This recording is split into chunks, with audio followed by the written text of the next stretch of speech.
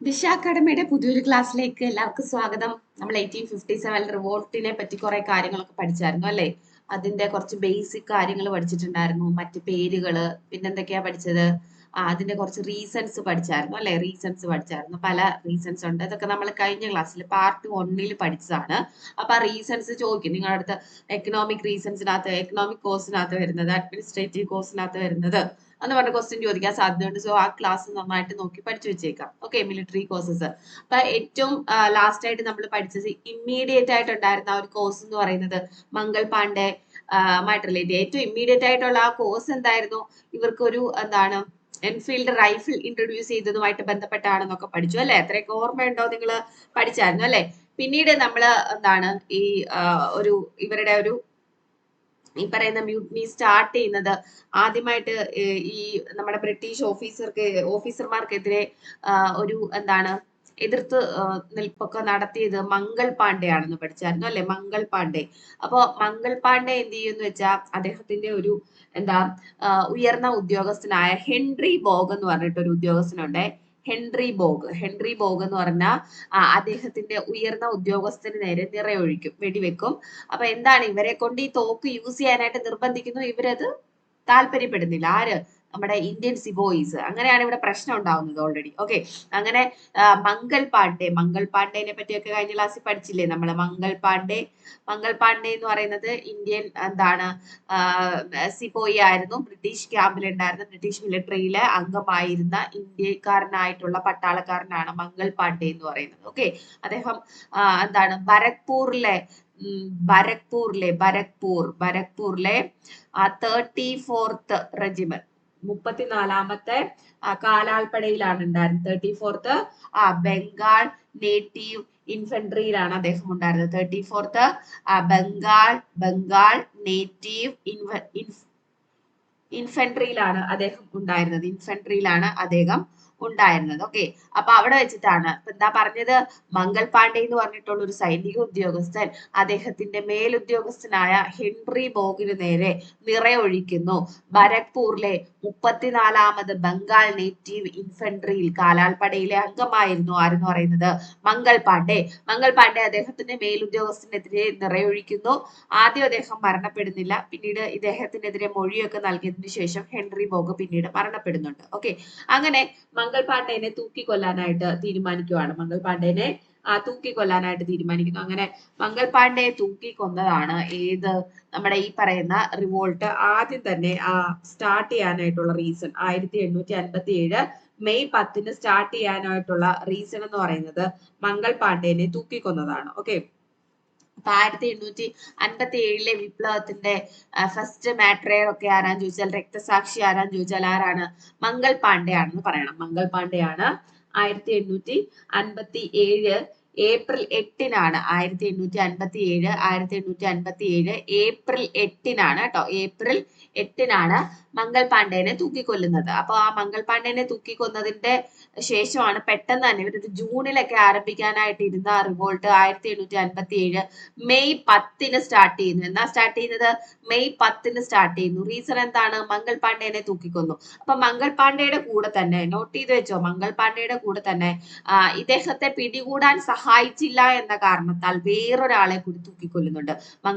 മംഗൾ പാണ്ഡെയെ പിടികൂടാൻ സഹായിച്ചില്ല എന്ന റീസണിൽ വേറൊരാളെ കൂടി തൂക്കിക്കൊല്ലുന്നുണ്ട്. അയാളുടെ പേര് ജമേദാർ ഈശ്വരി പ്രസാദ് എന്നാണ് കേട്ടോ. ജമേദാർ ഈശ്വരി പ്രസാദിനെ കൂടെ മംഗൾ പാണ്ഡെനെ പിടികൂടാൻ സഹായിച്ചില്ല എന്ന് പറഞ്ഞിട്ട് തൂക്കിക്കൊല്ലുന്നുണ്ട്. അതെന്താണെന്നറിയാമോ? ഏപ്രിൽ 21-നാണ്. 1857 ഏപ്രിൽ 21-നാണ് ആരെ തൂക്കിക്കൊല്ലുന്നത്? ജമേദാർ ഈശ്വരി പ്രസാദിനെ തൂക്കിക്കൊല്ലുന്നത്. മംഗൾ പാണ്ഡെനെ എന്നാ തൂക്കിക്കൊന്നേ? 1857 ഏപ്രിൽ 8-നാണ് മംഗൾ പാണ്ഡെനെ തൂക്കിക്കൊല്ലുന്നത്. എവിടെയാണ് അദ്ദേഹം? എവിടുത്തെ എന്താണ് സൈനിക ഉദ്യോഗസ്ഥനായിരുന്നു, അല്ലെ എവിടുത്തെ എന്താണ് സൈനികനായിരുന്നു? ബരക്പൂർ എന്ന് പറഞ്ഞ സ്ഥലത്തെ, ബംഗാളിലെ ബരക്പൂരിലെ 34ാമത് Bengal native infantry, 34th Bengal native ഇൻഫൻട്രിയിലെ അംഗമായിരുന്നു മംഗൾ പാണ്ഡെ. അദ്ദേഹത്തിന്റെ മേലുദ്യോഗസ്ഥനായ ഹെൻറി ബോഗിന് നേരെ വെടിയുതിർക്കുന്നു. അതിന് അദ്ദേഹത്തെ തൂക്കിക്കൊല്ലുന്നത് 1857 ഏപ്രിൽ 8-നാണ്. അപ്പോ നമ്മുടെ 1857 വിപ്ലവത്തിന്റെ ആദ്യത്തെ രക്തസാക്ഷി എന്നറിയപ്പെടുന്നത് ആരാണ്? മംഗൾ പാണ്ഡെ ആണെന്ന് ഓർത്ത് വെച്ചേക്കുക. മംഗൾ പാണ്ഡെയെ പിടികൂടാൻ സഹായിച്ചില്ല എന്ന പേരില് ഒരാളെ കൂടെ തൂക്കിക്കൊല്ലുന്നുണ്ട്. അത് ജമേദാർ ഈശ്വരി പ്രസാദിനെയാണ്. 1857 ഏപ്രിൽ 21 ജമേദാർ ഈശ്വരി പ്രസാദിനെ തൂക്കിക്കൊല്ലുന്നത്. ഓക്കെ, അത്രേ ഓർത്ത് വെച്ചേക്കുക മംഗൾ പാണ്ഡെനെ പറ്റി. ഓക്കെ, ഇനി എവിടെയൊക്കെയാണ് പിന്നീട് എങ്ങോട്ടൊക്കെയാണ് ഈ പറയുന്ന നമ്മുടെ സെന്റേഴ്സ് വന്നത്? 1857 വിപ്ലവത്തിന്റെ സെന്റേഴ്സ് എവിടേക്കാണ്? ഞാൻ ഓൾറെഡി പറഞ്ഞായിരുന്നു, സൗത്ത് ഇന്ത്യൻ സൈഡിലേക്ക് ഒന്നും വന്നിട്ടില്ല അല്ലെ. സെൻട്രൽ ആ പോർഷനിൽ നിന്ന് മുകളിലേക്കാണ് എവിടെ ഈ പറയുന്ന 1857 റിവോൾട്ട് വ്യാപിച്ചിരുന്നെന്ന് നമ്മൾ പഠിച്ചായിരുന്നു അല്ലെ. പഠിച്ചില്ലേ? ഇതൊക്കെ ഓർമ്മയുണ്ടോ എല്ലാവർക്കും? Okay, centres of the revolt of 1857 എന്ന് പറയുമ്പോൾ ഫസ്റ്റ് നമ്മൾ പഠിക്കുന്നത് ലക്നൌവിനെ പറ്റി ഒന്ന് ഓർത്ത് വെച്ചേക്കുക. ലക്നൗ എന്ന് പറയുന്നത് അവധിന്റെ ക്യാപിറ്റൽ ആണ്. ഓക്കെ, അവധിന്റെ ക്യാപിറ്റൽ ആണ് അവധ്. ഓക്കെ, ലക്നൗ അവധിന്റെ ക്യാപിറ്റൽ ആണ് അല്ലെ. ലക്നൌവിൽ ആരാണ് നേതൃത്വം കൊടുത്തത്? ബീഗം ഹസ്രത്ത് മഹൽ ആണ്. ബീഗം ഹസ്രത്ത് മഹൽ ആണ്. ആരാണ് ബീഗം ഹസ്രത്ത് മഹൽ എന്ന് ചോദിച്ചാൽ ലക്നൌവില് അല്ലെങ്കിൽ അവധിലെ എന്താണ് എക്സ് കിങ് എന്ന് പറയേണ്ടി വരും. ബിക്കോസ് അദ്ദേഹത്തെ വാജിദ് അലി ഷാ എന്ന് പറയുന്ന അവധിലെ രാജാവിനെ നേരത്തെ തന്നെ എന്താണ് ദുർഭരണം എന്ന് പറയുന്ന കുറ്റം ആരോപിച്ച്, ഇവിടുത്തെ ഭരണം ശരിയല്ല എന്ന് ആരോപിച്ചിട്ട് ഈ വാജിദ് അലി ഷാനെ അവധിയിൽ നിന്ന് നാട് കടത്തിയിട്ടുണ്ടായിരുന്നു. ഓക്കെ, വാജിദ് അലി ഷാ എന്ന് പറയുന്ന അവധിലെ രാജാവിനെ നാട് കടത്തിയിട്ടുണ്ടായിരുന്നു. അപ്പോ ഈ നാട് കടത്തിയ അവധിലെ രാജാവിന്റെ അദ്ദേഹത്തിന് ഒന്നിലധികം ഭാര്യമാരുണ്ട്. അതിലെ ഒരു ഭാര്യയാണ് ബീഗം ഹസ്രത്ത് മഹൽ. ഓക്കെ, അപ്പോ അവരാണ് എന്താണ് ഈ അവധില് അല്ലെങ്കിൽ അവധിൽ ആരാന്ന് ചോദിക്കും, അല്ലെങ്കിൽ ലക്നൌവിൽ ആരാന്ന് ചോദിക്കും. അവധിലും ലക്നൌവിലും ഒക്കെ ആരാണ്? ബീഗം ഹസ്രത്ത് മഹൽ ആണെന്ന് എഴുതി വെക്കുക. ഓക്കെ, ബീഗം ഹസ്രത്ത് മഹൽ അവരാണ് ഇവിടെ യുദ്ധം ചെയ്യുന്നത്. ഓക്കെ, അപ്പൊ ഈ അവധ് പിടിച്ചെടുക്കാനായിട്ട് ബ്രിട്ടീഷുകാർ ശ്രമിക്കും. അപ്പൊ അതിനെതിരെയാണ് ബീഗം ഹസ്രത്ത് മഹൽ. വളരെ ധീരയായ വനിതയായിരുന്നു. അപ്പൊ ലക്നൌവിൽ ആരാണ്, അവധിൽ ആരാണ് ചോദിച്ചാൽ ആരാണ്?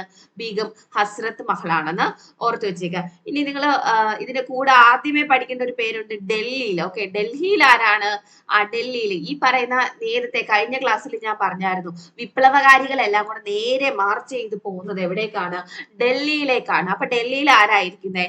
ബഹദൂർ ഷാ സെക്കൻഡ്. ബഹദൂർ ഷാ സെക്കൻഡ് എന്ന് പറയുന്ന ലേറ്റർ മുഗൾസിലെ ലാസ്റ്റ് മുഗൾ രാജാവാണ്. ആരെന്ന് പറയുന്നത്? ബഹദൂർ ഷാ സെക്കൻഡ്. അപ്പൊ ഇദ്ദേഹത്തിന്റെ കൂടെ ബ്രിട്ടീഷ് സൈനിക ഉദ്യോഗസ്ഥൻ തന്നെ ആയിരുന്നു, അല്ലെ ബ്രിട്ടീഷ് ഉദ്യോഗസ്ഥൻ തന്നെ ആയിരുന്ന ജനറൽ ഭക്ത് ഖാനും ഉണ്ട്. General Bakht Khan, general Bakht Khan. Okay, അപ്പൊ ബഹദൂർ ഷാ സെക്കൻഡും ഉണ്ട്, ജനറൽ ഭക്ത് ഖാനും ഉണ്ട് അല്ലെ. എവിടെ? 1857 വിപ്ലവത്തില് ഡൽഹിയിൽ നേതൃത്വം കൊടുത്ത ആരാ ചോദിച്ചാൽ നിങ്ങൾ ആരുടെ പേര് പറയും? ബഹദൂർ ഷാ സെക്കൻഡിന്റെയും ജനറൽ ഭക്ത് ഖാന്റെയും പേര് പറയണം. അപ്പൊ നേരെ വിപ്ലവകാരികൾ ഡൽഹിയിലേക്ക് ചെന്നു. എന്നിട്ട് ബഹദൂർ ഷാ സെക്കൻഡിന്റെ അടുത്ത് പറയുകയാണ്, നിങ്ങൾ എന്താവണം? ഇവിടെ ഇന്ത്യയുടെ ചക്രവർത്തിയായിട്ട് ഷഹൻ ഷായി ഹിന്ദുസ്ഥാനി, കഴിഞ്ഞ ക്ലാസ് ഞാൻ പറഞ്ഞാണ്, ഓർമ്മയുണ്ടോ? ഷഹൻ ഷാ ഈ ഹിന്ദുസ്ഥാനി എന്ന് പറയുന്ന പദവി സ്വീകരിക്കണം എന്ന് പറയാണ്. ഓക്കെ, അപ്പം ഡൽഹിയിൽ ആരാന്ന് ചോദിച്ചാൽ ബഹദൂർ ഷാ സെക്കൻഡും ജനറൽ ഭക്ത് ഖാനും ആണെന്ന് ഓർത്തിരിക്കുക. ഇനി ലക്നൌവില് അല്ലെങ്കിൽ അവധിൽ ആരാണെന്ന് ചോദിച്ചാൽ ബീഗം ഹസ്രത്ത് മഹൽ. ഇനി തെറ്റിക്കത്തില്ലല്ലോ, രണ്ടു പേര് പഠിച്ചു. ഡൽഹിയില് ബഹദൂർ ഷാ സെക്കൻഡ്, ജനറൽ ഭക്ത് ഖാൻ. ലക്നൌവിൽ ആരാണ്? കണ്ണടച്ചു വെച്ചങ്ങ് കേട്ടോ. ആരാണ് ലക്നൌവിൽ അല്ലെങ്കിൽ അവധിൽ ആരാണെന്ന് ചോദിച്ചാൽ നിങ്ങൾ എന്ത് പറയണം? ബീഗം ഹസ്രത്ത് മഹലാണെന്ന് പറയണം. ബീഗം ഹസ്രത്ത് മഹലാണെന്ന് പറയണം. പിന്നെ എപ്പോഴും ചോദിക്കുന്നതാണ്, ആരാണ് കാൺപൂരിൽ നേതൃത്വം കൊടുത്തത്? ആരാണ് കാൺപൂരിൽ നേതൃത്വം കൊടുത്തതെന്ന് നിങ്ങളുടെ ചോദിക്കും. കാൺപൂരിൽ. ഓക്കെ, അപ്പൊ കാൺപൂരിൽ നേതൃത്വം കൊടുത്തത് നമ്മുടെ നാനാ സാഹിബും അതിന്റെ കൂടെ താന്തിയ തോപ്പി എന്ന് പറയുന്ന അദ്ദേഹത്തിന്റെ ഒരു സുഹൃത്തു കൂടിയുണ്ട്. അദ്ദേഹത്തിന്റെ കമാൻഡർ ആണ് കേട്ടോ താന്തിയ തോപ്പി. അപ്പൊ കാൺപൂരിൽ ആരാ നേതൃത്വം കൊടുത്തതെന്ന് ചോദിച്ചാൽ നിങ്ങൾ എന്ത് പറയും? നാനാ സാഹിബും കൂടെ താന്തിയ തോപ്പി. നോട്ട് ചെയ്ത് വെച്ചോ, താന്തിയ തോപ്പി നാനാ സാഹിബും കൂടിയാണ് കാൺപൂരിൽ നേതൃത്വം കൊടുക്കുന്നത്. പേഷ്വാ ബാജിറാവു സെക്കൻഡിന്റെ, നിങ്ങൾ ഈ ഇടയ്ക്ക് ഏതോ സിനിമയിലൊക്കെ കേട്ടായിരുന്നോ? പേഷ്വാ ബാജിറാവു സെക്കൻഡ്, ബജ്റാവു മസ്താനി സിനിമയാണെന്ന് തോന്നുന്നു. കേട്ടിട്ടുണ്ടോ, കണ്ടിട്ടുണ്ടോ? അതിനകത്ത് പേഷ്വാ ബാജിറാവു സെക്കൻഡ് ഒക്കെ പറയുന്നുണ്ട്. അപ്പൊ അവരുടെ വളർത്തുപുത്ര, അപ്പൊ ദത്തവകാശ നിരോധന നിയമം, ഡോക്ട്രീൻ ഓഫ് ലഫ്സ് എന്ന് പറഞ്ഞിട്ട് നമ്മള് പഠിച്ചായിരുന്നു. ദത്തവകാശ നിരോധന നിയമം കൊണ്ടുവരുന്നതൊക്കെ ഈ പറയുന്ന റിവോൾട്ട് ഓഫ് 1857 റീസൺ ആണെന്ന് പഠിച്ചായിരുന്നു അല്ലെ. അപ്പോ ഈ ദത്തെടുത്ത പുത്രനാണെങ്കിൽ അയാൾക്ക് എന്ത് ചെയ്യാൻ പറ്റില്ല, ഈ രാജ്യത്തെ അധികാരിയാവാൻ പറ്റില്ല എന്ന് പറഞ്ഞത് ഡെല്ലൗസി കൊണ്ടുവരുന്ന ഒരു നിയമമാണ് അല്ലെ. 1846 ദത്തവകാശ നിരോധന നിയമമൊക്കെ കൊണ്ടുവരുന്നത്, അല്ലെങ്കിൽ ഡോക്ട്രൈൻ ഓഫ് ലാപ്സ് കൊണ്ടുവരുന്നത്. അപ്പൊ ഈ ദത്തവകാശ നിരോധന നിയമവുമായിട്ട് റിലേറ്റ് ചെയ്ത് വരുമ്പോ ഈ പറയുന്ന പേഷ്വ ബാജുറാവു സെക്കൻഡിന്റെ ദത്തുപുത്രനായിട്ടുള്ള നാനാ സാഹിബിന് എന്ത് പറ്റില്ല, എന്ത് പറ്റില്ല, അടുത്ത രാജാവാകാനായിട്ട് പറ്റില്ല. ഈ പറയുന്ന കാൺപൂര് എന്ത് ചെയ്യേണ്ടി വരും, വിട്ടുകൊടുക്കേണ്ടി വരും. അതുകൊണ്ടാണ് എന്താ ഈ അത് മാത്രമല്ല ഇദ്ദേഹത്തിന് ഓൾറെഡി എന്താണ് പെൻഷൻ കൊടുത്താണ് വെച്ചിരുന്നത്. നാനാ സാഹിബിനും താന്തിയ തോപ്പിക്കും ഒക്കെ എന്താണ് സോറി താന്തിയ തോപ്പിയിലെ നാനാ സാഹിബിന് ഓൾറെഡി എന്താണ് ദത്തുപുത്രൻ ആയതുകൊണ്ട് രാജ്യവും കൊടുത്തില്ല, ഓൾറെഡി അദ്ദേഹത്തിന് പെൻഷൻ കൊടുത്തു വെച്ചിരിക്കുവായിരുന്നു. ഓക്കെ, അപ്പൊ ഈ പെൻഷനും കൂടി ഇവർ സ്റ്റോപ്പ് ചെയ്തു. പെൻഷനും കൊടുക്കില്ല എന്നായപ്പോഴാണ് ഇദ്ദേഹം എന്ത് ചെയ്യുന്നത്, യുദ്ധത്തിന് ഇറങ്ങുന്നത്. ഓക്കെ, അവിടെ ജസ്റ്റ് അപ്പോ ഉണ്ടായിരുന്ന പട്ടാളക്കാരെയൊക്കെ തോപ്പിച്ചിട്ട് കാൺപൂരിൽ ജസ്റ്റ് ഒന്ന് വിജയിക്കും. ഓക്കെ, പേഷ്വ ബാജിറാവു സെക്കൻഡിന്റെ വളർത്തുപുത്രനായ നാനാ സാഹിബ് അദ്ദേഹത്തിന് രാജ്യം നഷ്ടപ്പെട്ടിരുന്നു. ഓൾറെഡി അദ്ദേഹത്തിന് പെൻഷൻ കൊടുത്ത് അവിടെ വെച്ചിരുന്നതാണ്. അപ്പൊ ഈ പെൻഷൻ നിഷേധിച്ചതാണ് മെയിൻ ആയിട്ടും എന്തിന് കാരണം, ഈ പറയുന്ന റിവോൾട്ടിന് കാരണമായിട്ടുള്ളത്. ആദ്യം ചെറിയൊരു വിജയമൊക്കെ കിട്ടുമെങ്കിലും കാൺപൂര് വളരെ പെട്ടെന്ന് തന്നെ ബ്രിട്ടീഷ് ഫോഴ്സ് വന്ന് റീക്യാപ്ചർ ചെയ്തുകൊണ്ട് പോവുകയാണ് ചെയ്യുന്നത്. ഭയങ്കര എന്താണ് ടെറിബിൾ ആയിട്ടുള്ള രീതിയിലാണ് അവിടെ റിവോൾട്ട് സപ്രഷൻ നടന്നത്. ഭയങ്കരമായിട്ട് എന്ത് ചെയ്തു, സപ്രസ് ചെയ്തു. അങ്ങനെ നാനാ സാഹിബ് ഓടി രക്ഷപ്പെടുകയാണ് ചെയ്യുന്നത്. നാനാ സാഹിബിനെ ഇവിടുന്ന് എന്താ കാൺപൂരിൽ നിന്നും അദ്ദേഹം രക്ഷപ്പെട്ടു പോയി. പക്ഷെ അദ്ദേഹത്തിന്റെ കൂടെ ഉണ്ടായിരുന്ന ബ്രില്യന്റ് ആയിട്ടുള്ള കമാൻഡറാണ് താന്തിയ തോപ്പി. ഓക്കെ, താന്തിയ തോപ്പി ഇവിടെ ഗറില്ല യുദ്ധമുറകൾ, നിങ്ങള് നമ്മുടെ പഴശ്ശിരാജ സിനിമ ഉണ്ടായിരുന്നോ, ആ ഗറില്ല യുദ്ധമുറകളൊക്കെ പഴശ്ശിരാജ സ്വീകരിക്കുന്ന കണ്ടായിരുന്നോ, കാട്ടിലൊക്കെ ഒളിച്ചിരുന്ന് ഇവരെ ആക്രമിക്കുന്ന കണ്ടായിരുന്നോ. അപ്പൊ അതിന്റെ വേറൊരു വേർഷനാണ് താന്തിയ തോപ്പിയാണ് ഗറില്ല യുദ്ധമുറകളിലൂടെ അല്ലെങ്കിൽ ഈ പറയുന്ന ഒളിപ്പോരിലൂടെ ഇവരെ നേരിട്ടുകൊണ്ടേയിരുന്നു. ലാസ്റ്റ് കുറെ നാൾ കഴിഞ്ഞിട്ടാണ് താന്തിയ തോപ്പിനെ പിടികൂടി ഇദ്ദേഹത്തെ തൂക്കിക്കൊല്ലുകയാണ് ചെയ്യുന്നത് കേട്ടോ. താന്തിയ തോപ്പി ഓർത്തു വെച്ചേക്കുക. അപ്പൊ കാൺപൂരിൽ ആരൊക്കെയാണ്, നാനാ സാഹിബ്, താന്തിയ തോപ്പി. ലക്നൌവിൽ ആരാണ്, ബീഗം ഹസ്രത്ത് മഹലാണ് അല്ലെ. പിന്നെ ആരെയാ പഠിച്ചത്, പിന്നെ നമ്മൾ ഡൽഹിയിൽ പഠിച്ചു ആരാണ്, ബഹദൂർ ഷാ സെക്കൻഡും ജനറൽ ഭക്ത് ഖാനുമാണ്. ഈ ബഹദൂർ ഷാ സെക്കൻഡിനെ ഒക്കെ എന്താണ് വളരെ വളരെ പെട്ടെന്ന് തന്നെ ഡൽഹി റീക്യാപ്ചർ ചെയ്ത് അദ്ദേഹത്തെയും ജനറൽ ഭക്ത് ഖാനെയൊക്കെ തോൽപ്പിച്ചിട്ട് എന്താണ് ഇവിടെ ഡൽഹിന്ന് ഇദ്ദേഹത്തെ ഓടിക്കുവാണ്. അദ്ദേഹത്തിന് വളരെ എന്താണ് നമ്മൾ പറയുന്നത് സങ്കടകരമായിട്ടുള്ള ഒരു അന്ത്യമാണ്. അന്ത്യം എന്ന് വെച്ചാൽ ഇദ്ദേഹത്തിന്റെ മുന്നിൽ വെച്ച് ഇദ്ദേഹത്തിന്റെ പുത്രനെയും എന്താണ് കൊച്ചുമക്കളെയൊക്കെ വെടിവെച്ച് കൊല്ലും. ഹോട്ട്സൺ എന്ന് പറഞ്ഞിട്ട് ജനറൽ ഹോട്ട്സൺ എന്താ ഒരു എന്താണ് ബ്രിട്ടീഷ് ഉദ്യോഗസ്ഥനുണ്ട്. അദ്ദേഹമാണ് എന്ത് ചെയ്യുന്നത്, വില്യം ഹോട്ട്സൺ എന്ന് പറഞ്ഞിട്ടുള്ള ഒരു ബ്രിട്ടീഷ് ഉദ്യോഗസ്ഥനുണ്ട്. അദ്ദേഹമാണ് ഈ ബഹദൂർ ഷാ സെക്കൻഡിന്റെ കൊച്ചുമക്കളെ ഒക്കെ അദ്ദേഹത്തിന് മുന്നിൽ വെച്ച് വെടിവെച്ച് കൊല്ലും.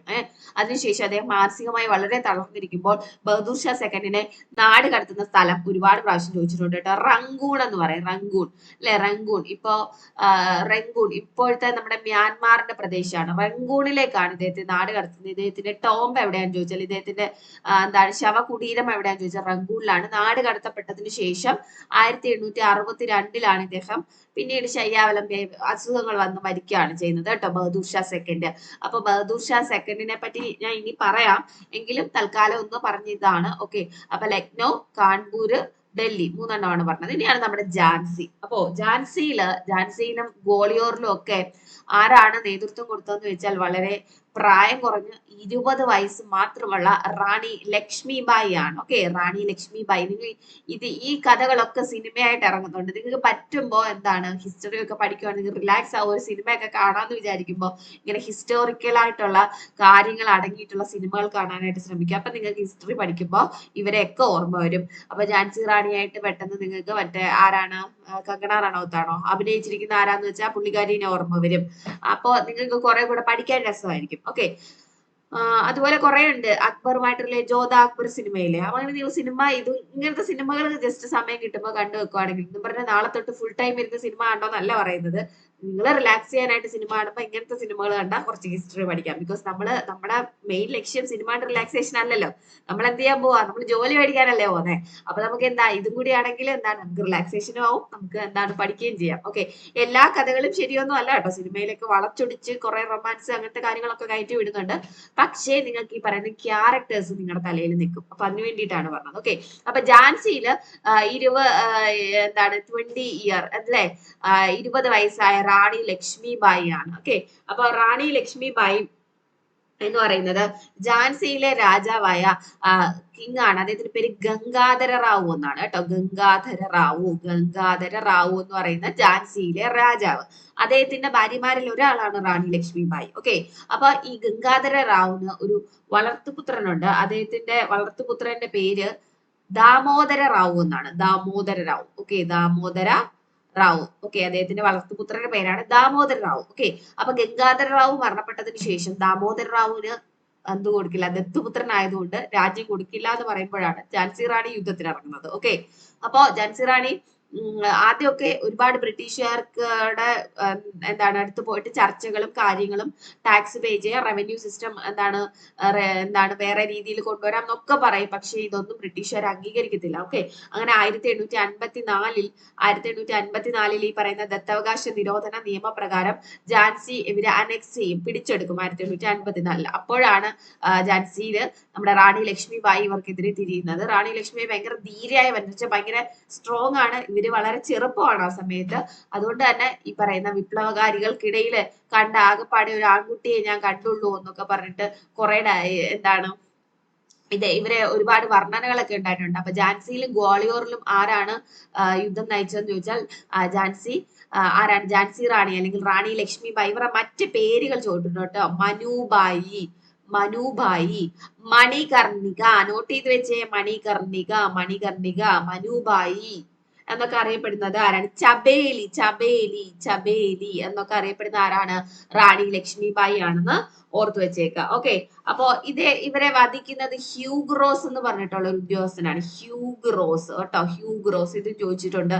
1858 ജൂൺ 18-നാണ് ഇവരെ വധിക്കുന്നത്. 1858 ജൂൺ 18-ന് ഹ്യൂഗ്രോസ് ആണ് വധിക്കുന്നത്. ആരാണ് വധിച്ചതെന്ന് ചോദിച്ചിട്ടുണ്ട് കേട്ടോ. ഹ്യൂഗ്രോസ് ആണ് വധിക്കുന്നത്. ഈ ഝാൻസി റാണിയുടെ മറ്റ് പേരുകൾ അല്ലെ, അവരുടെ യഥാർത്ഥ പേര് മനുബായി, മണികർണിക, ചബേലി എന്നൊക്കെ അറിയപ്പെടുന്ന ആരാണ്? റാണി ലക്ഷ്മിബായി ആണെന്ന് ഓർത്തു വെച്ചേക്കുക. അത് ഝാൻസിയിലെ രാജാവായിരുന്ന ഗംഗാധർ റാവുവിന്റെ മരണശേഷം അദ്ദേഹത്തിന്റെ വളർത്തുപുത്രനായ ദാമോദർ റാവുവിന് എന്ത് കൊടുക്കില്ല, രാജ്യം കൊടുക്കില്ല എന്ന് പറഞ്ഞിട്ട് ഝാൻസി അനക്സ് ചെയ്യുന്നു ബ്രിട്ടീഷുകാർ. അപ്പൊ ആ സമയത്താണ് ഝാൻസി റാണി യുദ്ധത്തിന് ഇറങ്ങുന്നത്. ഓക്കെ, പിന്നെ വരുന്നതാണ് ബീഹാറിലെ കൻവർ സിംഗ്. ഇദ്ദേഹം ബീഹാറിലെ ജഗദീഷ്പൂരിലെ ഒരു റോയൽ ഹൗസിലെ അംഗമായിരുന്നു. അദ്ദേഹം അദ്ദേഹത്തിന്റെ കുടുംബ സ്വത്തുക്കളുമായിട്ട് റിലേറ്റ് ചെയ്ത തൊഴിലാളികളുടെ കാര്യങ്ങളും ഒക്കെ നോക്കിക്കൊണ്ടിരുന്ന ഒരു വ്യക്തിയാണ് കൻവർ സിംഗ് എന്ന് പറയുന്നത്. അപ്പൊ ബീഹാറിൽ ആരാന്ന് ചോദിച്ചാൽ കൻവർ സിംഗ് ആണെന്ന് ഓർത്തു വെച്ചേക്കുക. ബീഹാറിൽ ആരാണ്? കൻവർ സിംഗ് ആണ്. അപ്പൊ ആരുടെയൊക്കെ പേരാ പഠിച്ചത്? ഒന്നും കൂടി ഓർത്തേ. ലക്നൌവിൽ ആരാണ്? ബീഗം ഹസ്രത്ത് മഹൽ. അവധിൽ ആരാന്ന് ചോദിച്ചാലും ആരാണ്? ബീഗം ഹസ്രത്ത് മഹൽ. ഡൽഹിയിൽ ആരാണ്? ഡൽഹിയില് നമ്മുടെ ബഹദൂർ ഷാ സെക്കൻഡും ജനറൽ ഫക്ത് ഖാനുമാണ്. കാൺപൂരിൽ ആരാണ്? നാനാ സാഹിബും താന്തിയ തോപ്പിയുമാണ്. ഇനി കുറെ പേരുടെ പേര് ഞാൻ പറയാനായിട്ട് പോവാണ്. ഓക്കെ, അപ്പൊ ലക്നൌവിൽ ബീഗം ഹസ്രത്ത് മഹൽ, ഡൽഹിയിൽ ആരാണ്? ബഹദൂർ ഷാ സെക്കൻഡ് ആണ്. അതുപോലെ തന്നെ അദ്ദേഹത്തിന്റെ കൂടെ ഉണ്ടായിരുന്ന ബ്രിട്ടീഷ് ഉദ്യോഗസ്ഥനാണ് ആരെന്ന് പറയുന്നത്? ജനറൽ ഭക്ത് ഖാൻ എന്ന് പറയുന്നത്. ഓക്കെ, അടുത്ത ആരാണ്? ബരക്പൂർ സ്റ്റാർട്ട് ചെയ്തിട്ടുണ്ടായിരുന്നല്ലോ. ബരക്പൂർ സ്റ്റാർട്ട് ചെയ്ത സമയത്ത് ആരാണെന്നാണ് അല്ലെ സ്റ്റാർട്ട് ചെയ്തത്, അല്ലെ എല്ലാവരും തീപ്പൊരിയൊക്കെ വീഴ്ത്തിയത് മംഗൾ പാണ്ഡെ യുദ്ധം നയിച്ചു നമുക്ക് പറയാൻ പറ്റില്ല. എങ്കിൽ ബരക്പൂർ എന്ന് ക്വസ്റ്റ്യൻ ചോദിച്ചാൽ നമുക്ക് മംഗൾ പാണ്ഡെ പറയണം. അടുത്തത് ബീഹാറിൽ ആരാണ്? കൻവർ സിംഗ്. ഓക്കെ, കൻവർ സിംഗ്, അമർ സിംഗ് സഹോദരങ്ങളാണ്. കൻവർ സിംഗ്, അമർ സിംഗ്. ബീഹാറിൽ കൻവർ സിംഗ് ചോദിക്കും കേട്ടോ. ഇതിന് ഏതെങ്കിലും ഒരു സ്ഥലം നിങ്ങൾക്ക് ചോദിക്കും. ഫൈസാബാദിൽ ആരാന്ന് ചോദിച്ചാൽ ആരാണ്? ഫൈസാബാദില് മൗലവി അഹമ്മദുള്ളയാണ്. ഫൈസാബാദിൽ ആരാണ്? മൗലവി അഹമ്മദുള്ളയാണ്. ഝാൻസിയിൽ നമുക്കറിയാം ആരാണ്? റാണി ലക്ഷ്മിബായി ആണ്. ഝാൻസിയിൽ ആരാണ്? റാണി ലക്ഷ്മിബായി ആണ്. ഇനി ബിജ്നാവൂരിൽ ആരാണെന്ന് വളരെ ഇമ്പോർട്ടന്റ് അല്ല എങ്കിലും ബിജ്നാവൂരില് മുഹമ്മദ് ഖാൻ ആണ്. പറ്റുന്നത് നോട്ട് ചെയ്ത് വെച്ചോ കേട്ടോ, നോട്ട് ചെയ്ത് വെച്ചോ. അലഹബാദില് മൗലവി ലിയാഖത്ത് അലി. പി വൈക്കു ആണ് കേട്ടോ, പി വൈക്കു ആണ്. അലഹബാദിൽ ആരാണ്? മൗലവി ലിയാഖത്ത് അലി ആണ്. ഫറൂഖാബാദില് തുഫൽ ഹസൻ ഖാൻ ആണ് ഫറൂഖാബാദില്. ഈ പറയുന്ന അലഹബാദ് പഠിച്ചോണേ, അലഹബാദ് പഠിച്ചോണേ. മുറാദാബാദില് അബ്ദുൾ അലി ഖാൻ ആണ്. മുറാദാബാദില് അബ്ദുൾ അലി ഖാൻ ആണ്. കാൺപൂരില് താന്തിയ തൊപ്പി നാനാ സാഹിബ് നമ്മൾ പഠിച്ചായിരുന്നു അല്ലെ, കാൺപൂരില്. ഇനി മാൻഡസോറിൽ ഫിറോസ് ഷായാണ്. മാൻഡസോറിൽ ആരാന്ന് ചോദിച്ചാൽ ഫിറോസ് ഷായാണ്. ഇനി രാജസ്ഥാൻ, രാജസ്ഥാൻ പറയുന്നത് കോട്ട എന്ന് പറഞ്ഞിട്ടുള്ള സ്ഥലമാണ് കേട്ടോ. ചോദിച്ചുള്ള ക്വസ്റ്റ്യൻ കോട്ടയാണ്, രാജസ്ഥാനിലെ കോട്ട. കോട്ടയിൽ ആരാണ്? ജയ്ദയാൽ ഹർദയാൽ. ജയ്ദയാൽ ഹർദയാൽ രണ്ടുപേരാണ്. രാജസ്ഥാനിലെ കോട്ടയിൽ ആരാണ്? ജയ്ദയാൽ ഹർദയാൽ. കുല്ലുവിൽ ആരാന്ന് ചോദിച്ചാൽ രാജാ പ്രതാപ് സിംഗ് ആണ്. കുല്ലുവിൽ ആരാ? രാജാ പ്രതാപ് സിംഗ് ആണ്. കുല്ലുവില് രാജാ പ്രതാപ് സിംഗ് ആണ്. ഓക്കെ, ഇനി ആസാമില് കണ്ഠപരേശ്വർ സിംഗും മനോരമ ദത്തയുമാണ്. ആസാമിൽ ആരാ? കണ്ഠപരേശ്വർ സിംഗും മനോരമ ദത്തയുമാണ്. ആസാമില് കണ്ഠപരേശ്വർ സിംഗ്, മനോരമ ദത്ത. ഒറീസയിൽ ആരാന്ന് ചോദിച്ചാൽ ആരാണ്? ഒറീസയില് സുരേന്ദ്ര ഷാഹി, ഉജ്വൽ ഷാഹി. രണ്ടുപേരാണ് ഒറീസ, സുരേന്ദ്ര ഷാഹി, ഉജ്വൽ ഷാഹി. ഖൊരഗ്പൂര് രാജാധർ സിംഗ് ആണ്. രാജാധർ സിംഗ് ആണ് ഖൊരഗ്പൂരില്. ഓക്കെ, അപ്പൊ ഇതിനകത്ത് ഇമ്പോർട്ടന്റ് ആയിട്ടുള്ളത് മാത്രം ഞാൻ ഒന്ന് പറയട്ടെ. നിങ്ങൾക്ക് എല്ലാം കൂടി കേട്ടപ്പോ തലവേദന എടുക്കുന്നതായിരിക്കും. ഇമ്പോർട്ടന്റ് ആയിട്ടുള്ളത് മാത്രം ഞാൻ പറയട്ടെ. ലക്നൗ ഇമ്പോർട്ടന്റ് ആണ് കേട്ടോ. ലക്നൌവിലെ ബീഗം ഹസ്രത്ത് മഹൽ, ബിർജിസ് ഖ്വാദർ, അഹമ്മദുള്ള ഒക്കെ ഉണ്ടെങ്കിലും ഓപ്ഷനിൽ ബീഗം ഹസ്രത്ത് മഹൽ ആയിരിക്കും. സാധാരണ ബിർജിസ് ഖ്വാദർ ഒന്നും അങ്ങനെ ചോദിച്ചിട്ടില്ല. ഓക്കെ, പിന്നെ ഡൽഹിയിൽ ബഹദൂർ ഷാ സെക്കൻഡ്, ജനറൽ ഭക്ത് ഖാനും, അതും ഇമ്പോർട്ടന്റ് ആണ്. ബരക്പൂർ നേതൃത്വമായിട്ട് പറയുന്നില്ല എങ്കിലും ബരക്പൂർ എന്ന ക്വസ്റ്റ്യൻ വന്നാൽ നിങ്ങൾ മംഗൾ പാണ്ഡെ എഴുതിക്കോ. ഓക്കെ, ബീഹാർ ഇമ്പോർട്ടന്റ് ആണ്. ബീഹാറില് കൻവർ സിംഗ്, അമർ സിംഗ്. കൻവർ സിംഗിനായിരിക്കും ഓപ്ഷനിൽ വരിക. ഫൈസാബാദും ഇമ്പോർട്ടന്റ് ആണ്. മൗലവി അഹമ്മദുള്ള.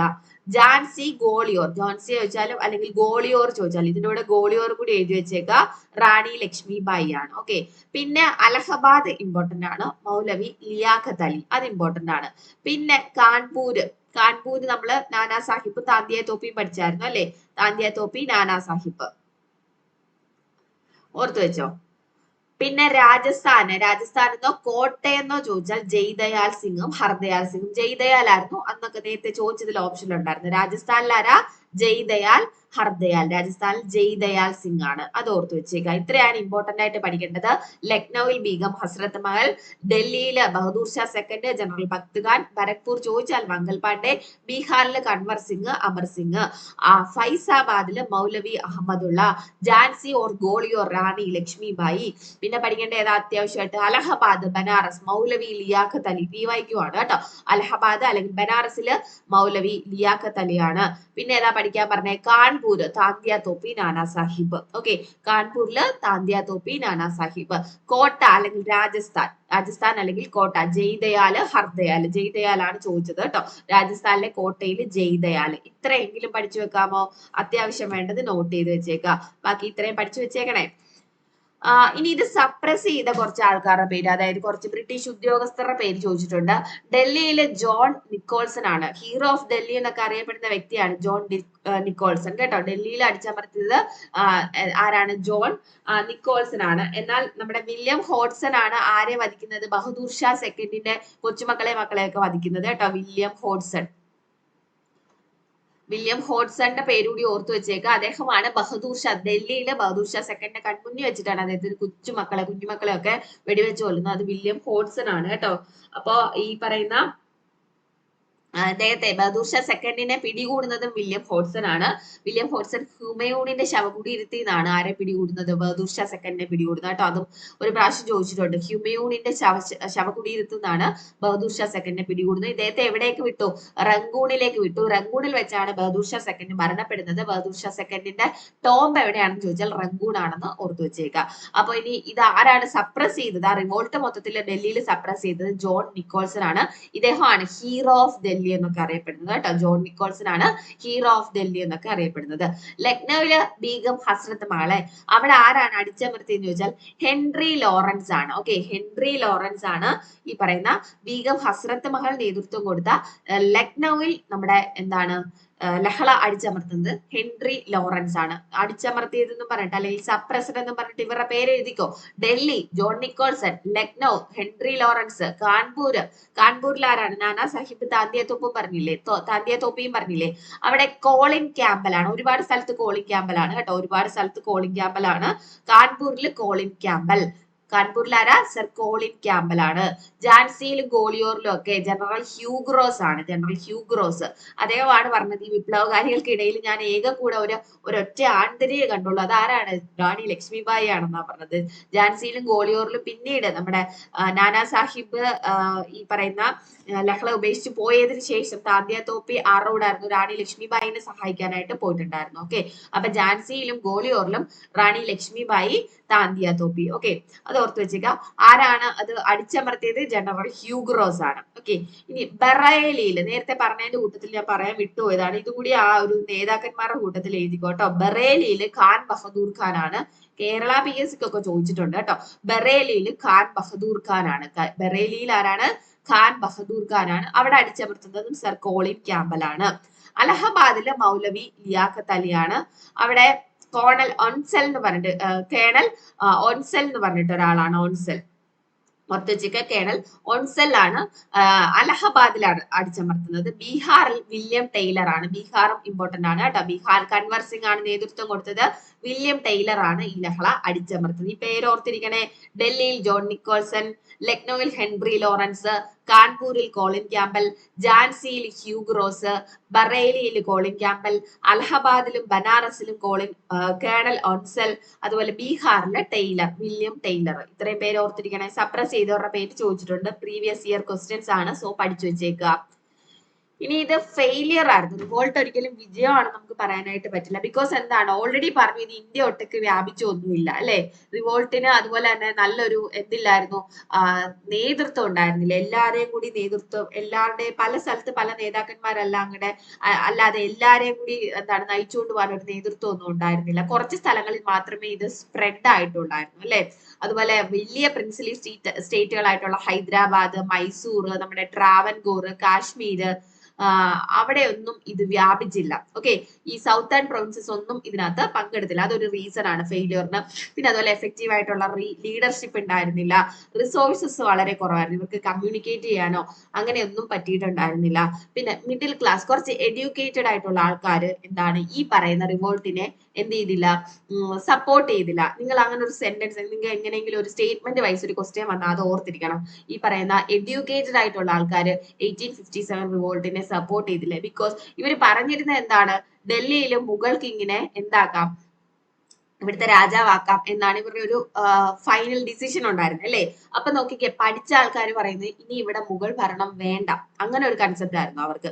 അപ്പൊ അതുകൊണ്ട് തന്നെ എന്താണ്, കുറെയൊക്കെ പഠിച്ച ആളുകൾ ഇതിനെ സപ്പോർട്ട് ചെയ്തില്ല. മിഡിൽ ക്ലാസ്സിലുള്ള ആളുകളും, അതായത് ഇംഗ്ലീഷ് എഡ്യൂക്കേറ്റഡ് ആയിട്ടുള്ള മിഡിൽ ക്ലാസ്സുകളുള്ള ആളുകൾ, അതുപോലെ റിച്ച് മെർച്ചന്റ്, ട്രേഡേഴ്സ്, സെമീന്ദാർസ്, ഇവരൊക്കെ ബ്രിട്ടീഷുകാരോട് കുറച്ച് ചായവുണ്ട്. ഇവിടെ മുഗൾ ഭരണത്തെക്കാൾ ബെറ്റർ ബ്രിട്ടീഷ് ഭരണമാണെന്ന് കൺസെപ്റ്റ് ഉള്ള ആൾക്കാർ 1857 റിവോൾട്ടിൽ പങ്കെടുത്തിട്ടുണ്ടായിരുന്നില്ല.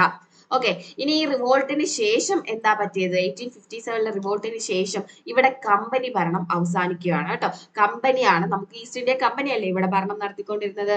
ഈ കമ്പനി ഭരണം ഇവിടെ അവസാനിച്ചു. ഓക്കെ, കമ്പനി ഭരണം അവസാനിച്ചിട്ട് ഡയറക്റ്റ് ബ്രിട്ടീഷ് ക്രൗൺ ഇവിടെ ഭരിക്കാനായിട്ട് വരുവാണ്.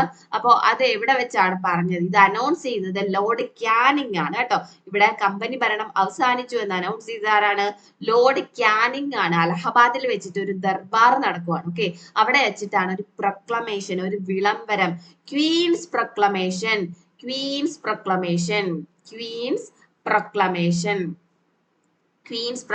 എന്നാണ് 1858 നവംബർ 1 രാജ്ഞിയുടെ വിളംബരം. എന്താ പറഞ്ഞത്? നമ്മുടെ ബ്രിട്ടീഷ് രാജ്ഞിയുടെ പേരിലാണ് ഈ വിളംബരം വരുന്നത്. ക്വീൻസ് പ്രൊക്ലമേഷൻ എന്നാണ് ഇതിനെ അറിയപ്പെടുന്നത്. ഈ പ്രൊക്ലമേഷൻ വരുന്നത് 1858 നവംബർ 1 നവംബർ 1 1858 നവംബർ 1 പറയുവാണ്, നിങ്ങളെ ഇനി ഭരിക്കാൻ പോകുന്നത് കമ്പനി അല്ല, ഇനി ബ്രിട്ടീഷ് ക്രൗൺ നേരിട്ടാണ് ഭരിക്കാൻ പോകുന്നത്. അന്ന് നമ്മുടെ ഇന്ത്യക്കാരുടെ നല്ലതിന് വേണ്ടിയിട്ടുള്ള വിളംബരം എന്നൊക്കെ പറഞ്ഞിട്ടാണ് എന്താണ് ഈ പറയുന്ന act for a better government എന്നൊക്കെ പറഞ്ഞിട്ടാണ് ഇവരിത് കൊണ്ടുവരുന്നത്, ക്വീൻസ് പ്രൊക്ലമേഷൻ വരുന്നത്. അപ്പൊ നിങ്ങളുടെ അടുത്ത് ചോദിക്കും, ഇന്ത്യയിൽ ഈസ്റ്റ് ഇന്ത്യ കമ്പനിയുടെ ഭരണം നിർത്താൻ ഇടയായിട്ടുള്ള ആക്ട് അല്ലെങ്കിൽ പ്രൊക്ലമേഷൻ ഏതാണ്, നിർത്തിയത് അല്ലെങ്കിൽ അവസാനിക്കാൻ കാരണമായിട്ടുള്ള പ്രൊക്ലമേഷൻ ഏതാണെന്ന് ചോദിച്ചാൽ ക്വീൻസ് പ്രൊക്ലമേഷൻ 1858 നവംബർ 1-നാണ്. ഓക്കെ, അപ്പൊ ഇതുപോലെ വേറൊരു പ്രൊക്ലമേഷൻ പഠിക്കാനായിട്ടുണ്ട്. ഏതാണ് പ്രൊക്ലമേഷൻ അറിയാമോ? അസംഗഡ് പ്രൊക്ലമേഷൻ ആണ് കേട്ടോ. അസംഗഡ് പ്രൊക്ലമേഷൻ ആണ്. അത് ആരാ പുറപ്പെടുവിക്കുന്നതെന്ന് അറിയാമോ? അത് നമ്മുടെ ബഹദൂർ ഷാ സെക്കൻഡ് ആണ് പറയുന്നത്. നേരത്തെ പറയേണ്ടായിരുന്നു, ഞാൻ വിട്ടുപോയി. ബഹദൂർ ഷാ സെക്കൻഡ് ആണ് അസംഗഡ് വിളംബരം. ചോദിക്കും, അസംഗഡ് വിളംബരം ആരാണ് പുറപ്പെടുവിച്ചത്? അസംഗഡ് വിളംബരം പ്രീവിയസ് ക്വസ്റ്റ്യൻ ആണ് കേട്ടോ. ആരാണ് പുറപ്പെടുവിച്ചതെന്ന് ചോദിച്ചാൽ ബഹദൂർ ഷാ സെക്കൻഡ് ആണ്. 1857 റിവോൾട്ടില് എല്ലാവരും പങ്കെടുത്ത് ബ്രിട്ടീഷുകാർക്കെതിരെ പോരാടാനായിട്ട് പറയുന്ന ഒരു പ്രൊക്ലമേഷൻ ആണ് ഇതെന്ന് പറയുന്നത് അസംഗഡ് പ്രൊക്ലമേഷൻ. 1857 ഓഗസ്റ്റ് 25-നാണ് കേട്ടോ. ഓഗസ്റ്റ് 25, 1857-ലാണ് ഈ പറയുന്ന വിളംബരം, അസംഗഡ് വിളംബരം പുറപ്പെടുവിച്ചത് ആരെന്ന് ചോദിക്കേ. ആരാണ്? ബഹദൂർ ഷാ സെക്കൻഡ് ആണ്. Okay, August 25, 1857. നിങ്ങൾ തിരിച്ചു ചോദിക്കും, എന്താണ് ബ്രിട്ടീഷ് ഭരണം ഇവിടെ അവസാനിക്കാൻ, കമ്പനി ഭരണം ഇവിടെ അവസാനിക്കാൻ കാരണമായിട്ടുള്ള നിയമം ഏതാണ്? 1858 നവംബർ 1-ന് വന്ന ക്വീൻസ് പ്രൊക്ലമേഷൻ ആണ്, അല്ലെങ്കിൽ രാജ്ഞിയുടെ വിളംബരം ആണെന്ന് നമ്മള് പഠിക്കണം. ഓക്കെ, അതുപോലെ തന്നെ ബ്രിട്ടീഷ് ക്രൗൺ ഇവിടെ രാജ്ഞി എന്ത് പറഞ്ഞു? ഇവിടെ British crown promised religious tolerance. Okay, ഇവിടെ എന്താണോ ഇവിടുത്തെ മതം അത് ചേഞ്ച് ചെയ്യാനോ കാര്യങ്ങളോ അല്ലെങ്കിൽ ഇവിടുത്തെ മതാചാരങ്ങളുമായിട്ട് ബന്ധപ്പെട്ട കാര്യങ്ങളെ അവർ റെസ്പെക്ട് ചെയ്യുമെന്നോ ഇവിടുത്തെ ഇന്ത്യയുടെ കസ്റ്റംസും ട്രഡീഷൻസും ഒക്കെ അവർ റെസ്പെക്ട് ചെയ്യുമെന്നോ ഒക്കെ പറഞ്ഞിട്ടാണ് ഈ പറയുന്ന ഒരു വിളംബരം കൊണ്ടുവരുന്നത്. ക്വീൻസ് പ്രൊക്ലമേഷൻ, അസംഗഡ് പ്രൊക്ലമേഷൻ, രണ്ടും ഓർത്തിരിക്കണേ. ഇത് രണ്ടും എന്താണ്? 1857 റിവോൾട്ടുമായിട്ട് ബന്ധപ്പെട്ടാണ്. 1857 റിവോൾട്ടിൽ പങ്കെടുക്കണം, എല്ലാവരും പങ്കെടുക്കണം എന്ന് പറഞ്ഞു വന്നിട്ടുള്ള പ്രൊക്ലമേഷൻ ആണ് അസംഗഡ് വിളംബരം. പുറപ്പെടുവിച്ചത് ബഹദൂർ ഷാ സെക്കൻഡ് ആണ്. 1857 ഓഗസ്റ്റ് 25-നാണ് പുറപ്പെടുവിച്ചത്. ഓക്കെ, അതുപോലെ തന്നെ ക്വീൻസ് പ്രൊക്ലമേഷന്റെ എന്താണ് ആഫ്റ്റർ മെത്തായിട്ട് വരുന്നതാണ് എന്ത്? Administrative change. നേരത്തെ പറഞ്ഞു അല്ലെ, നേരത്തെ പറഞ്ഞതാണ് കമ്പനി റൂൾ ഇവിടെ അവസാനിച്ചു. അതോടുകൂടി ഗവർണർ ജനറൽ എന്ന് പറയുന്ന പോസ്റ്റ് ഇവിടെ നിർത്തി. പകരം വൈസ്രോയി. വൈസ്രോയി എന്ന് പറയുന്നത് ആരാണ്? വൈസ്രോയി എന്ന് പറയുന്നത് രാജ്ഞിയുടെ നേരിട്ടുള്ള ഉദ്യോഗസ്ഥനാണ്, ബ്രിട്ടീഷ് ക്രൗണിന്റെ കീഴിലുള്ള ഉദ്യോഗസ്ഥരാണ് വൈസ്രോയി. അങ്ങനെ ഇവിടുത്തെ ബ്രിട്ടീഷ് ഇന്ത്യയിലെ ലാസ്റ്റ് ഗവർണർ ജനറലും ആദ്യത്തെ വൈസ്രോയുമാണ് ലോർഡ് ക്യാനിങ്. നോട്ട് ചെയ്ത് വെച്ചേക്കണേ, നോട്ട് ചെയ്ത് വെച്ചേക്കാമോ? ലോർഡ് ക്യാനിങ് ആണ് ബ്രിട്ടീഷ് ഇന്ത്യയിലെ നോട്ട് ചെയ്യണേ, ബ്രിട്ടീഷ് ഇന്ത്യയിലെ അവസാനത്തെ ഗവർണർ ജനറലും ആദ്യത്തെ വൈസ്രോയും ആരാന്ന് ചോദിച്ചാൽ ആരാണ്? ലോർഡ് ക്യാനിങ് ആണെന്ന് നിങ്ങൾ എഴുതണം. ഓക്കെ, ലോർഡ് ക്യാനിങ് ആണെന്ന് എഴുതണം. പിന്നീട് മിലിറ്ററിയിൽ കുറച്ച് റീഓർഗനൈസേഷൻസ് ഒക്കെ വന്നു. ബ്രിട്ടീഷ് ഓഫീസറും ഇന്ത്യൻ സോൾജിയേഴ്സും തമ്മിലുള്ള ഒരു റേഷ്യോ ഒക്കെ ഇൻക്രീസ് ചെയ്തു. ഓക്കെ, ഒരു റേഷ്യോ കൂട്ടി, കുറെ കൂടെ എന്താണ് ഇന്ത്യൻ പട്ടാളക്കാരെ അവര് ഉൾപ്പെടുത്തി. അങ്ങനെ മിലിറ്ററി റീഓർഗനൈസേഷനും നടന്നിട്ടുണ്ട് 1857 റിവോൾട്ടിന്റെ ആഫ്റ്റർ മത്തായിട്ട്. ഓർത്തു വെച്ചേക്കാമോ? ഇനി ഇതിനെ കുറച്ച് ഒബ്സർവേഷൻസ് ഉണ്ട്, ഞാൻ ജസ്റ്റ് പറഞ്ഞു പോവാം. ഒബ്സർവേഷൻസ് ആരാ പറഞ്ഞതെന്ന് പറഞ്ഞ് ക്വസ്റ്റ്യൻ ചോദിച്ചിട്ടുണ്ട്. ഓക്കെ, അപ്പൊ എന്താണ് ആർ സി മജുംദാർ പറയുന്നത് ഇത് ആദ്യത്തേതുമല്ല അവസാനത്തേതുമല്ല ദേശീയവുമല്ല, ഇതൊരു വാർ ഓഫ് ഇൻഡിപെൻഡൻസും അല്ല, ഇത് അങ്ങനത്തെ ഉള്ളൊരു സാധനം ഒന്നും അല്ലെന്നാണ് ആർ സി മജുംദാർ പറയുന്നത് അല്ലെ. Neither the first nor was it national nor was it a war of independence. Negative ആണ്. Neither the first nor was it national nor was it a war of independence. അങ്ങനെ പറഞ്ഞ ആരാ? R C Majumdar. എന്താ പറഞ്ഞേ? Neither the first nor was it national nor was it a war of independence എന്ന് പറഞ്ഞു. അത് ഓർത്ത് വെച്ചേക്കണേ. ഇനി എസ്എൻ സിപ്പോയ് മ്യൂട്ടണി എന്ന് പറഞ്ഞു. ഓക്കെ, ഇത് എന്താണ്? ഇതൊരു വെറും ഒരു മിലിറ്ററി റിവോൾട്ട് മാത്രമാണ്. ഇത് പട്ടാളക്കാർക്കിടയിൽ ഉണ്ടായ പ്രശ്നം മാത്രമാണെന്നാണ് എസ്എൻ പറഞ്ഞത്. അതെന്താണ്? ഈ സിപ്പോയ് മ്യൂട്ടണി എന്ന്, സിപ്പോയ് ലഹള എന്നൊക്കെ ബ്രിട്ടീഷ് ഉദ്യോഗസ്ഥരാണ് വിളിച്ചത്. അത് തന്നെയാണ് എസ്എൻ എന്ന് പറയുന്ന അദ്ദേഹവും പറഞ്ഞിരിക്കുന്നത്. എസ്എൻ സിപ്പോയ് മ്യൂട്ടണി എന്ന് വിളിച്ചു. ഓക്കെ, മെയിൻലി മിലിറ്ററി പ്രശ്നങ്ങളാണ് ഇതിനകത്ത് ഉണ്ടായിരുന്നെന്നാണ് എസ്എൻ പറഞ്ഞത്. ആർ സി മജുംദാർ ആണ് ആദ്യത്തേതുമല്ല അവസാനത്തേതുമല്ല, ഇത് ഇന്ത്യൻ സ്വാതന്ത്ര്യ സമരവുമല്ല എന്നൊക്കെ പറഞ്ഞത് ആർ സി മജുംദാർ ആണ്. ഓക്കെ, അതുപോലെ clash of civilisation and barbarians എന്ന് പറഞ്ഞത് ആരാണ്? നമ്മുടെ ആർ ഹോംസ് ആണ്. ഇതൊക്കെ പ്രീവിയസ് ക്വസ്റ്റ്യൻ ആണ് കേട്ടോ. Clash of civilisation and barbarians എന്ന് പറഞ്ഞത് ആരാ ചോദിച്ചിട്ടുണ്ട്? ആർ ഹോംസ് ആണ് ചോദിച്ചിട്ടുണ്ട്. Clash of civilisation and barbarians എന്ന് പറഞ്ഞത് ആരാണ്? ആർ ഹോംസ് ആണ്. Clash of civilisation and barbarians. Benjamin Disraeli ആണ് നാഷണൽ റിവോൾട്ട് എന്ന് പറഞ്ഞത്. നാഷണൽ റിവോൾട്ട് എന്ന് പറഞ്ഞത് ആരാ? ബെഞ്ചമിൻ ഡിസ്രേലി ആണ് നാഷണൽ റിവോൾട്ട് എന്ന് പറഞ്ഞത്. ലോറൻസ് സീലി അദ്ദേഹവും അതുപോലെ SSN പറഞ്ഞതുപോലെ തന്നെ പറഞ്ഞു. എന്താണ് ഇതൊരു എന്താണ്? It was A military revolt in real sense. Military revolt ആണെന്നാണ്. സോറി, ലോറൻസും സീലിയും രണ്ടുപേരാണ് കേട്ടോ. ലോറൻസ് സീലി ഇവര് പറഞ്ഞ എന്താണ്? മിലിറ്ററി റിവോൾട്ട് ആണെന്ന് തന്നെയാണ് ലോറൻസും സീലിയും പറഞ്ഞത്. നാഷണൽ റിവോൾട്ട് എന്ന് പറഞ്ഞ ആരാ ചോദിക്കും കേട്ടോ? PYQ ആണ്. നാഷണൽ റിവോൾട്ട് എന്ന് പറഞ്ഞത് ബെഞ്ചമിൻ ഡിസ്രേലി. നാഷണൽ റിവോൾട്ട് ദേശീയ ലഹള എന്ന് പറഞ്ഞത് ആരാണ്? ബെഞ്ചമിൻ ഡിസ്രേലി ആണ്. അതുപോലെ കാടത്തവും നാഗരികതയും തമ്മിലുള്ള യുദ്ധം, ക്ലാഷ് എന്ന് പറഞ്ഞ ആളാണ്, അല്ലെ clash of civilisation and barbarians എന്ന് പറഞ്ഞ ആളാണ് ആർ ഹോംസ്. ഇത്രയും ഇത് നോട്ട് ചെയ്ത് വെച്ചേക്കാമോ? RC മജുംദാർ പറഞ്ഞതും അതുപോലെ SSN സിപ്പായി മ്യൂട്ടണി അത് തന്നെയാണ് ലോറൻസും സീലിയും പറഞ്ഞത്. ഇമ്പോർട്ടന്റ് ആയിട്ട് ബെഞ്ചമിൻ ഡിസ്രേലി നാഷണൽ റിവോൾട്ട് എന്ന് പറഞ്ഞതും clash of civilisation and barbarians എന്ന് പറഞ്ഞത് ആർ ഹോംസും ആണെന്ന് ഓർത്തു വെച്ചേക്കാം. ഓക്കെ, പിന്നെ കുറച്ച് ബുക്കുകളുണ്ട്. അതിൽ ഏറ്റവും ഇമ്പോർട്ടന്റ് ആയിട്ട് ഒന്നാമത് നമുക്ക് VD സവർക്കർ ആണ് ഇന്ത്യൻ വാർ ഓഫ് ഇൻഡിപെൻഡൻസ് എന്ന് പറഞ്ഞിട്ടുള്ള ബുക്ക് എഴുതിയത് കേട്ടോ. ഇന്ത്യൻ വാർ ഓഫ് ഇൻഡിപെൻഡൻസ്, അതിനകത്താണ് ഇത് എന്താണ് ഒന്നാം സ്വാതന്ത്ര്യ സമരം എന്നൊക്കെ വിശേഷിപ്പിച്ചിരിക്കുന്നത്. ഇന്ത്യൻ വാർ ഓഫ് ഇൻഡിപെൻഡൻസ് എന്ന് പറയുന്ന ബുക്ക് എഴുതിയത് VD സവർക്കർ ആണ്. Vinayak Damodar Savarkar. Indian war of independence അദ്ദേഹത്തിന്റെ ആ ബുക്കിലാണ് ഇത് ഫസ്റ്റ് എന്താണ് ഇന്ത്യയുടെ ഒന്നാം സ്വാതന്ത്ര്യ സമരം എന്ന് പറഞ്ഞിരിക്കുന്നത് ഇദ്ദേഹത്തിന്റെ ഈ ബുക്കിലാണ് കേട്ടോ. റിബലിയൻ 1857 എ സിംപോസിയം, ആ ബുക്ക് എഴുതിയത് പുരൻ ചന്ദ് ജോഷിയാണ്. റിബലിയൻ 1857 എ സിംപോസിയം, ഈ ബുക്ക് എഴുതിയത് ആരാ? Puran Chand Joshi. Indian mutiny of 1857 എന്ന് പറഞ്ഞ ബുക്ക് എഴുതിയത് ജോർജ് ബ്രൂസ് മെല്ലിസൺ ആണ്.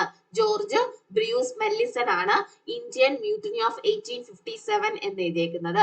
ആ ബുക്കിന്റെ പേരാണ് ദ ഇന്ത്യൻ മ്യൂട്ടണി ഓഫ് 1857. ആ ബുക്ക് എഴുതിയതാരാ? George Bruce Malleson. George Bruce Malleson. Indian war of independence എന്ന് പറഞ്ഞ ബുക്ക് എഴുതിയതാരാ? വിനായക് ദാമോദർ സവർക്കർ, VD സവർക്കർ. ആ ബുക്കിലാണ് ഫസ്റ്റ് വാർ ഓഫ് ഇൻഡിപെൻഡൻസ് എന്ന ഈ പറയുന്ന മ്യൂട്ടണിനെ രേഖപ്പെടുത്തിയിരിക്കുന്നത്. റിബലിയൻ ഓഫ് 1857 എ സിംപോസിയം, ആ ബുക്ക് എഴുതിയതാരാ? പുരൻ ചന്ദ് ജോഷി. ആരാ? റിബലിയൻ 1857 എ സിംപോസിയം, ഈ ബുക്ക് എഴുതിയത് പുരൻ ചന്ദ് ജോഷി. ഇനി ഗ്രേറ്റ് മ്യൂട്ടണി എന്ന് പറഞ്ഞ ബുക്ക് എഴുതിയത് ക്രിസ്റ്റഫർ ഹിബർട്ട് ആണ്. ക്രിസ്റ്റഫർ ഹിബർട്ട് ആണ് ഗ്രേറ്റ് മ്യൂട്ടണി 1857 റിവോൾട്ടിനെ പറ്റി ഗ്രേറ്റ് മ്യൂട്ടണി എന്ന് പറഞ്ഞ ബുക്ക് എഴുതിയത് ക്രിസ്റ്റഫർ ഹിബർട്ട് ആണ്. ക്രിസ്റ്റഫർ ഹിബർട്ട് ആണ്. Religion and ideology of the rebels of 1857, നല്ലൊരു ബുക്കാണ്. Religion and ideology of the rebels of 1857 Iqbal Hussain എഴുതിയ ബുക്കാണ് കേട്ടോ. ഇക്ബാൽ ഹുസൈൻ എഴുതിയ ബുക്കാണ് religion and ideology of the rebels of 1857. ആരാ ബുക്ക് എഴുതിയത്? ഇക്ബാൽ ഹുസൈൻ ആണ്. Excavation of truth unsung heroes of 1857 war of independence, ഈ ബുക്ക് എഴുതിയത് ഖാൻ മുഹമ്മദ് സാദിഖ് ഖാൻ ആണ്. Excavation of truth unsung heroes of 1857 war of independence. ബുക്കിന്റെ പേരെന്താ? Excavation of truth unsung heroes of 1857 war of independence എന്ന് പറഞ്ഞ ബുക്ക് എഴുതിയത് ഖാൻ മുഹമ്മദ് സാദിഖ് ഖാൻ ആണെന്ന് ഓർത്തു വെച്ചേക്കാം. ഓക്കെ, ഇത്രയാണ് ഇമ്പോർട്ടന്റ് ആയിട്ട് ബുക്ക്. ഇനിയും ബുക്കുകളുണ്ട്. നിങ്ങൾ ഇമ്പോർട്ടന്റ് ബുക്ക് എന്നുള്ള ഹെഡിങ് ഞാനൊന്ന് പരിചയപ്പെടുത്തിയാണ്. ഇനിയുള്ള ബുക്കുകൾ നിങ്ങൾ നോട്ടിൽ ആഡ് ചെയ്ത് പഠിക്കണം. അതുപോലെ ഇനി ഹീറോസിന്റെ കഥകൾ, ഇനിയും ആൾക്കാരുടെ ഒബ്സർവേഷൻസ് ഒക്കെ ഉണ്ട്. അപ്പൊ എനിക്ക് ഷോർട്ട് പീരീഡ് ഓഫ് ടൈമിൽ ഇതൊക്കെയാണ് ഹെഡിങ്. ഇതിനകത്ത് എക്സാമ്പിൾ ആയിട്ട് ഇതൊക്കെ ഒന്ന് രണ്ട് കാര്യങ്ങളൊക്കെ പറഞ്ഞു തരാനായിട്ട് ഇപ്പൊ പറ്റുള്ളൂ. അപ്പൊ നിങ്ങൾ ഇതിന്റെ കൂടെ ബാക്കി നോട്ട് ആഡ് ചെയ്യണം. ഈ ഒരു അരമണിക്കൂർ ക്ലാസ് കണ്ടെന്ന് പറഞ്ഞ് നിങ്ങൾക്ക് ഫുള്ള് കിട്ടിയെന്ന് ഞാൻ പറയില്ല. പക്ഷെ ഇതൊക്കെയാണ് പഠിക്കേണ്ടതെന്ന് പറഞ്ഞു തരാൻ എന്നെ കൊണ്ട് പറ്റും. അതുകൊണ്ട് ഇത്രയും പഠിക്കുക, കൂടെ നിങ്ങൾ നോട്ട് ആഡ് ചെയ്യുക. സ്വന്തമായിട്ട് നോട്ട് എഴുതണം. എന്തായാലും നിങ്ങളുടെ കയ്യിൽ നോട്ട് ഉണ്ടാവണം. നോട്ട് എഴുതുക, എക്സ്ട്രാ കിട്ടുന്ന പോയിന്റ് ആഡ് ചെയ്യുക. പിന്നെ നിങ്ങൾ PYQ ചെയ്യില്ലേ? PYQ ചെയ്യുന്നത് എന്നിട്ട് ഒരു ഈ ഓരോ നോട്ട് 1857 റിവോൾട്ട് എഴുതിയിട്ട് 1-2 പേജ് നിങ്ങൾ വിട്ടിരിക്കണം. ആ ഒരു നോട്ട് നിങ്ങളുടെ കയ്യിൽ റെഡിയാക്കിയതിന് ശേഷം ഒരു 2 പേജ് വിട്ടിട്ട് വേണം അടുത്ത ടോപ്പിക്ക് വൈസ് നോട്ട് എഴുതണം കേട്ടോ.